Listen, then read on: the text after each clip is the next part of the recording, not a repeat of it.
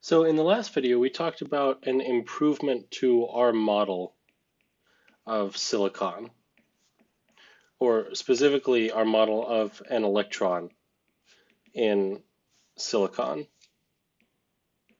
So originally we started with, well, we just got this block here. It's a block of silicon and there's an electron floating around in it, E minus. And it can move wherever it wants, but it cannot escape this box. And we added in then, we said, well, that model turns out not to be sufficient. So we added in a bunch of positive bound charges that represent the atoms. And these positive charges stretch throughout all of three-dimensional space. And we said we could model those charges as just a potential well. So because they tend to attract, the positive charges tend to attract this negative electron, there's a negative potential energy or a positive energy that the electrons must overcome to escape the pull of the well. And we said that this energy was U naught and this energy was zero, or you could say zero and minus U naught. It wouldn't matter either way.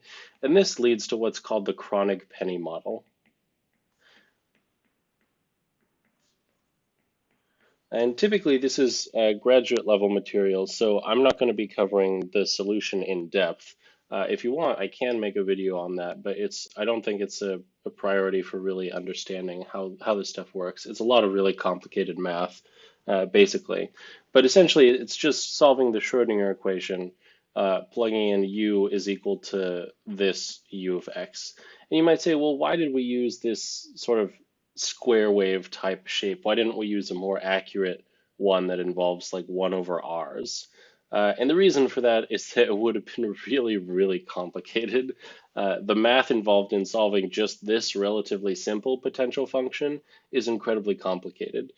So it's not very desirable to make the model unnecessarily complicated. But the final result, so what we get out of the Kronig-Penney model after we solve the Schrodinger equation, is something that looks like this. So if this is the wave number k on the x-axis and this is the energy on the y-axis, we get something that looks like this. So this curve, or these two curves that I'm drawing right now, represent the allowed energy as a function of k. So remember, in the last model, we got a somewhat similar result. Remember that the energy was just within the well, within the box, the silicon box, was just h bar squared k squared divided by 2m. And here, k could take the values n times pi divided by L. So it could take any one of many, many values. And so you could write E as a function of n, but basically you'd get that there's a certain number of discrete points that E and K satisfy that the Schrodinger equation is solved for. And these states are allowed states. So this is for K1, for K2, so n equals 1, n equals 2, and so on and so forth. And I've just drawn it symmetrically here. So we can allow for negative k, depending on how you, if you solve things in terms of complex exponentials or in terms of just sine waves, you'll get only positive n or positive n, negative n. It's just kind of easier to draw this way. So these dots will kind of follow the shape of a parabola because we see that the relationship between E and K is E is proportional to K squared. So we would expect the relationship to be a parabola. And so these allowed states determine how our electron kind of moves around. And if we've got a bunch of allowed states next to each other, say here we've got something like 20 and the curve is starting to look pretty continuous, but say we have millions and millions or 10 to the 20 plus possible states, then this curve will start to look much more continuous. So rather than looking like a bunch of discrete points, it'll start to look like a continuous curve. And that's actually what we have over here. So we've got the same sort of relationship between energy and momentum. It looks kind of like a parabola at first, and then it stops looking like a parabola, and we've got this interesting curvature.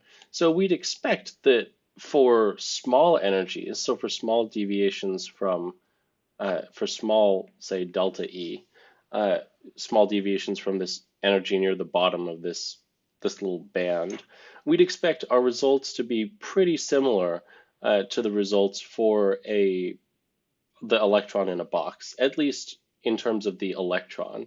Now, the really interesting part comes in that there's a second band here. There's a second curve. There's a bunch of other allowed states down here that electrons can occupy. And that wasn't at all predicted by our initial model, by the free electron in a box type model. And it turns out that this band, these two bands, are nothing but the conduction band and the valence band that we described previously. So electrons, which are initially sitting down here in one of these quantum states, can jump up to the conduction band, and they'll leave behind a hole, or a positive state, or a positive charge in an empty state. So this EK diagram actually describes everything that we wanted.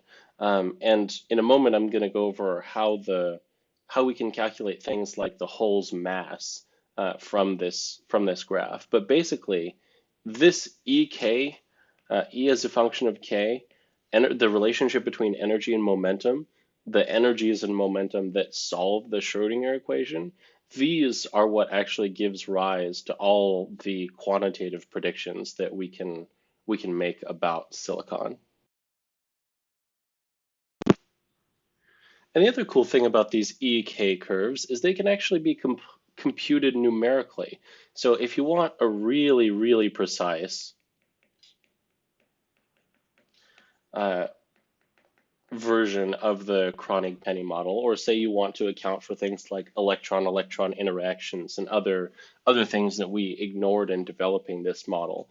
If you want a really, really precise curve, a really, really precise EK relationship, you can numerically solve the Schrodinger equation and then generate these curves for any semiconductor that you want. So if you understand the EK curve, and in the next video, I'm going to go over how do we actually interpret this curve. If you understand this, then you understand kind of the fundamentals of semiconductors. And out of this curve arises the band model for solids. So the one that I briefly introduced, where we've got the conduction band and the valence band. And here, the x coordinate is actually a spatial coordinate x instead of being momentum. But I'll describe sort of how we get this band model and then how we use it from the results of our EK curve.